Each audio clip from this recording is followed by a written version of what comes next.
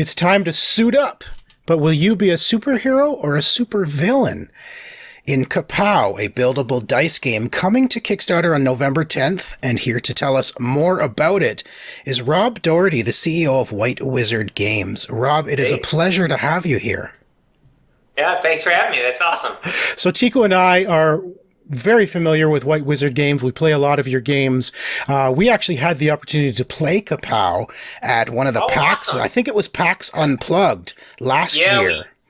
We got, Kapow was designed by New England studio, Two Ton Porcupine. It was their first publication. Yeah. We met up with them at Boston Festival of Indie Games right after it came out. And we saw the game and we were like, wow, this is really cool. And they were actually interested. They were like struggling with the whole world of publishing. You know, they were game designers, and publishing, as you know, is hard, and getting stuff into distribution, etc. And we were like, wow, this game is awesome. And it's a perfect fit, like style-wise, for our kinds of games. It's 2-player. It plays quick, like 20, 30 minutes for a game, and it's easy to learn. So it very much, while it's a very different game than Star Realms, it definitely reminded me a lot of Star Realms in sort of the way it feels to play it. Like you play it, it's fast, it's fun, you want to play again. You have a build up while you're playing. So things moved really quickly. We they were excited about working with us. We were excited about working with them. We brought Kapow into our portfolio, and we took over the inventory that they had of the first printing, and we brought that to PAX Unplugged and PAX East before the world blew up. Right. Yes. The last couple of conventions, and it went great. Like, demos were slammed. We sold through all the inventory, we basically sold through their entire run in those shows. We didn't bother putting it into distribution because we didn't have enough for what we would do in distribution, and then we were like, okay, we're going to do a reprint, obviously, because we're sold out. But there were a bunch of improvements that we wanted to make to the game, because obviously we have more resources, and also the guys were excited about potentially making new heroes and villains. So we have, in this Kickstarter coming up, we have the Kapow game that you guys have played. The Kapow Volume 1. So the heroes the heroes like Tough Nut and the villains like Victor Kane, etc. in that set. And we've also got Kapow Volume 2, which has 6 new characters, 3 new heroes, 3 new villains. They're compatible. So just like with Star Realms, you can play either Volume 1 or Volume 2 as a complete 2-player game. So it's like the base set of Star Realms versus, like, say, Colony Wars. Complete 2-player game on its own, or you can combine the two together, and then you can do 2, 3, or 4-player games, and you have a wider selection of heroes and villains, etc.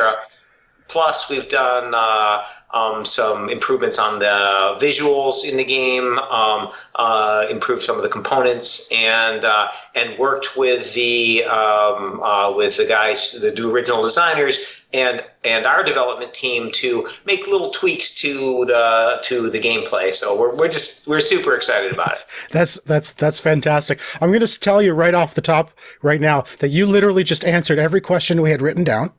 So that's fantastic. It's a superhero game. I was monologue. But for those who actually don't know what Kapow is, why don't you give us an overview of the game, because it's so unique. But I want you to talk about it. Yeah, so basically in Kapow, you are playing as a superhero or a supervillain, and your opponent is playing the other side of that. The game game's a dice-driven game. So your superhero or supervillain has like a little character sheet, and I've got one of got one of them here. So, it's green screening. But basically, it's got your starting health and what dice you start with, and special abilities that only you have, only your character has. And then there's another board which everybody gets, which has sort of the general superhero maneuvers. You can do attacks and defenses and power-ups, etc. And each round you roll all your dice, and you're you have a little player screen, like a little DM screen from like a role-playing game. Yeah, so you roll your dice behind the screen. It's very cool doing that all in private. It's so unique, concept. I'm doing all this, but you can't see what I'm doing until we're ready to reveal. Shake them up, roll them, yeah, and then you have all these dice faces that you've got, and your boards have little pictures of dice faces on them for different abilities. So there might be an attack where you need like the might fist and the arm for energy, and you put a die that has one with those faces and a die that has another one of those faces, and now you've activated that attack. Right. So you can allocate your dice to attacking, to defending, or to powering up, or any combination you want to do with this. And when you power up, you can buy new dice, or you can buy new faces for your action dice. So the action dice are a really cool part of this game. So basically, the action dice start out blank, and there's little separate faces for these, so you can plug in the faces and customize the die as you go. So there's two types of dice in the game. There are trait dice, which are sort of regular dice, which have they're customs. They have like the custom art, the various symbols and stuff to activate your superpowers. Right. But they're completely done when you get one of these dice. It's set. You don't change it. And there's different types of dice for the different traits in the game. So there's 5 different colors of dice that you can pick up. But then the action dice start out blank. So when you roll them, you're most likely to get one of these blank faces. But you can add to them during the game, adding faces of whichever you choose when you're buying. You can use power-ups to buy additional faces for the dice. So you can build those dice up during the game. And some of the most powerful effects you can do in the game require action dice to work. So while they're less likely to roll one of the symbols that you'd like on each of your turns, they are super good at activating really powerful effects. So those dice are really fun to acquire and then build up during the course of the game. Yeah. It's very strategic, building up those buildable dice, like really looking at what are the symbols I need to do what I want to do. Yeah, and basically when you have your roll, you're like, there's a lot of options. Yeah. On things to do. And one of the things that we concentrated on with the development that we did once, we brought it in White Wizard Games, and we had had myself and other people on the team working on it, was trying to improve the options and choices. So making it so that more options were exciting at more states of the game. So in the early game, we made sort of balance things out a little bit more, made attacking a little bit better, made it so when you defend, you get a few more bonus die faces and such, so that all your options are interesting at all the stages of the game, and sort of balancing for advanced play. So when casual players first pick up the game, love it, super fun. And so basically we were trying to make sure that as people advance up the skill curve and get more and more familiar with the game, the options stay really interesting in the game, and the game maintains that awesome appeal. And the guys on the designers, Carl, Doug, and Larry, have been great. Like basically, we've come up with things, suggested changes. We send them to them. They do a bunch of testing with it. They're like, oh, we love this, but wait, we're concerned about this item, and we've been going back and forth with them. So they have been involved in the the tweaks in the development all the way through. So that's been really exciting. That's awesome. From the first game to what we're seeing now, how many big changes? Like if we played Volume 1, are we going to see big changes to the components or anything like that from Volume 1 to Volume 2? So basically, the biggest sort of physical component change is we've taken away the health tracking boards. There's a little board in the original version which had the health for the hero and the health for the villain, and it had little wooden blocks that you put on it to track your health, and you'd move them around. We've replaced those with really high quality, large score dials, are about that big, which have art of the heroes and villains on them, and basically we found that we made these super nice score dials for the Star Realms Deluxe Nova collection, and we started using it with other games. We're like, these things are awesome, and so that was sort of a natural sort of component upgrade. We also did things like, one of the things I found playing the base game of Kapow is there wasn't enough sort of superhero art around me while I was playing. Like basically, you had it on your personal board, but there wasn't as much as I would have liked in other places. And basically, we've done things like added art around the edges of the primary board, replacing your dice, and redesigned like the player screens to add a little more art to them, etc. And you can see behind me, we've got over here, we've got the new cover art for the Volume 1 set. And behind me over here is one of the new Supervillains. She looks really cool. Yeah. So those are sort of the visual changes. From the gameplay perspective, one of the things that we were finding was that in the original version, the most powerful thing to do in the early game was buying dice. And if we found that if you had a bad roll early on, it could be difficult to, and your opponent was able to say, let's say they could buy 2 dice and you weren't able to buy any, that could be a really hard road to come back from. So what we did was we tried to make the other options a little more exciting in the early game. So we made all of the attacks do more damage, for example. So just little increases to the damage on the attacks. On the defenses, we didn't make them defend for more, but what we did was we made it such that you got, when you invest in defense, you'll get faces for your action die as sort of free add-ons for each defense thing that you do. And now pretty much all of them come with free faces. So so when you're defending, you're going to be building up your action dice. Also, we changed it from the first player token, the player who has priority, whose attack damage happens first and who gets to buy stuff first. That's changed from the player who has the lowest health to the player who has the highest defense. So basically, when you block, you're like setting up to do an attack or basically gain initiative in the game. So initiative changes hands. The first player token changes hands.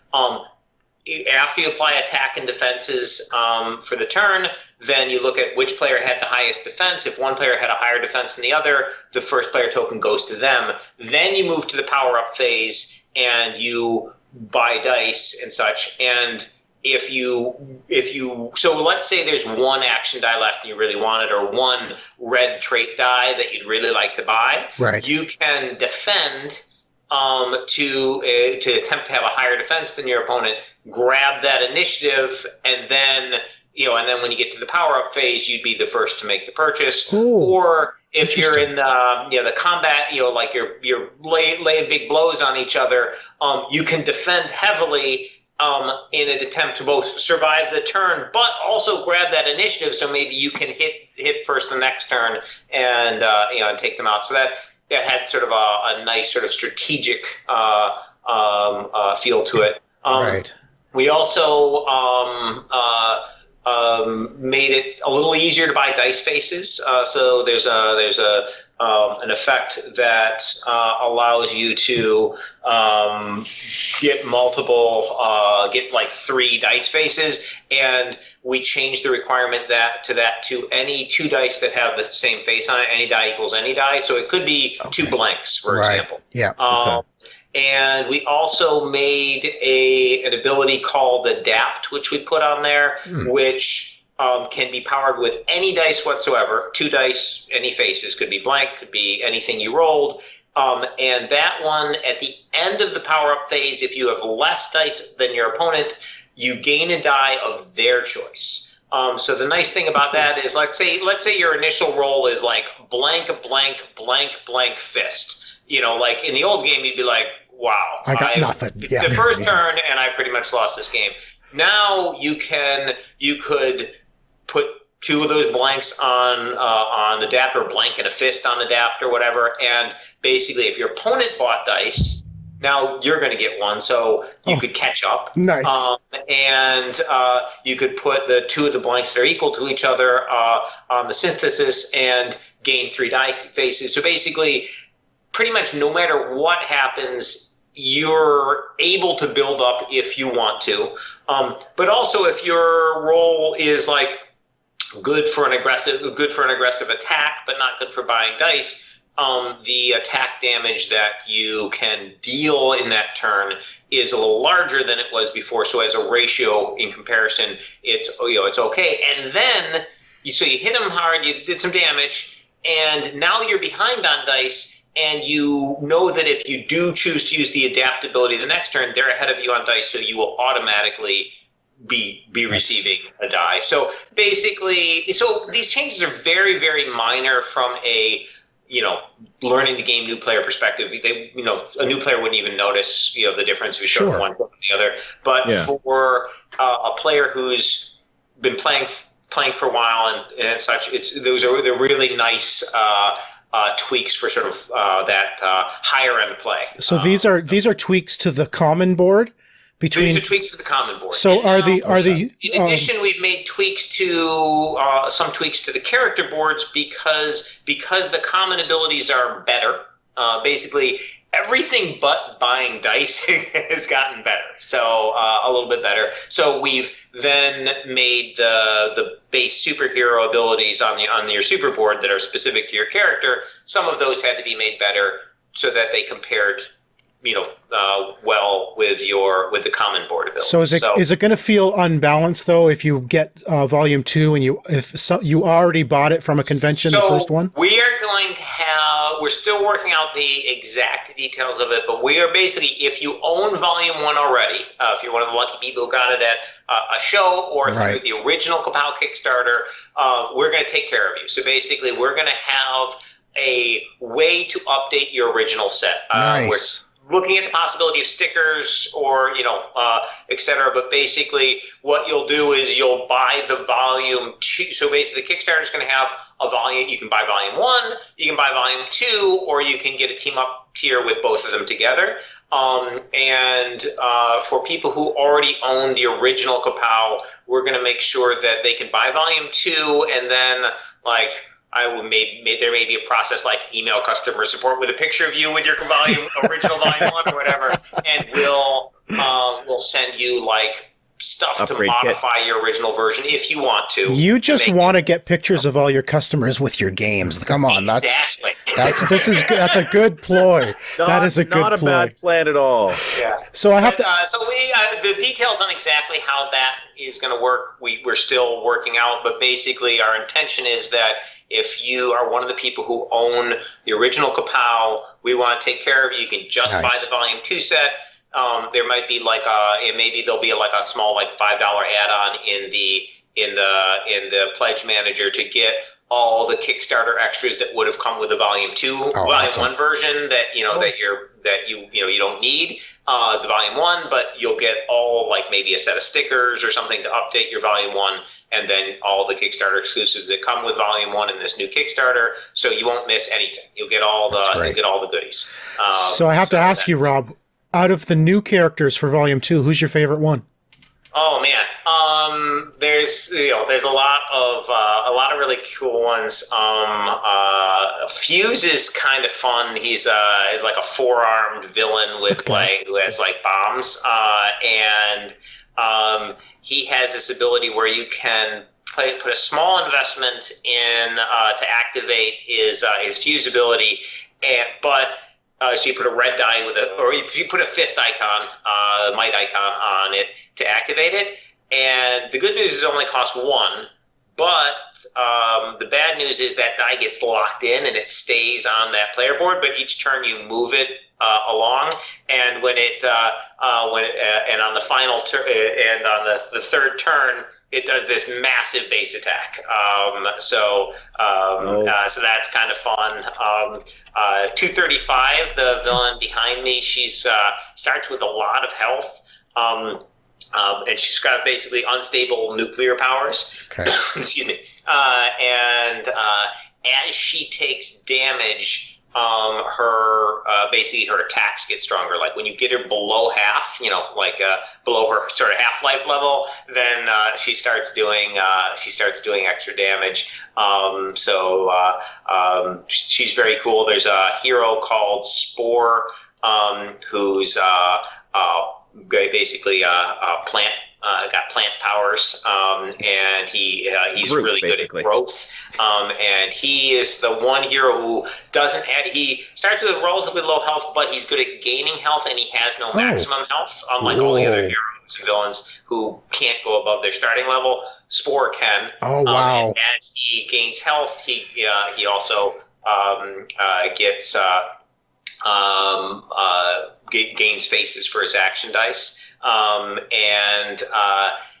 He has this massive attack kicker he can do later in the game. So his mega power is like a 15-point attack kicker. So it's just crazy. Excuse me. I've got to ask: is there plans for maybe a Volume 3 in the works, or possible expansions and stretch goals with even this campaign? Yeah, so we have a bunch of stretch goals that we're really excited about lined up for this campaign, and I think it's very likely that Kapow is going to be a big hit, and we'll have a Volume 3 down the road. Just like with games that we pick up and work on, we've done Star Realms, Epic, Hero Realms, Sorcerer, and every single one of those games, if you get invested in that game, you like that game a lot, there is continuous content coming out for it. The games we make tend to have really deep play options. They're usually pretty easy to learn, but have a lot of depth to them. And they're the kind of game that if you wanted that particular game to be your primary hobby, it totally could be. There's a lot of there's a lot there. So if you look at like Star Realms, for example, there are just, there are like 3 base sets and I don't know, 20 something expansion packs. There's a lot. Yes. There's a lot of cool content. It's not expensive, but there's a lot there. And same thing with Epic, same thing with Hero Realm, same thing with Sorcerer there. And, so like basically when we take on a property, it gets a lot of love. We continue to come back to it and give, awesome new content for people who are into it. Do you see yourself basically looking at doing just like releasing a new hero, for example, not necessarily a whole new box, but just here's a new basically here's a new hero. Here's the possibility of doing like hero villain combo, Nemesis pack or whatever, where it's like, okay, that's a possibility.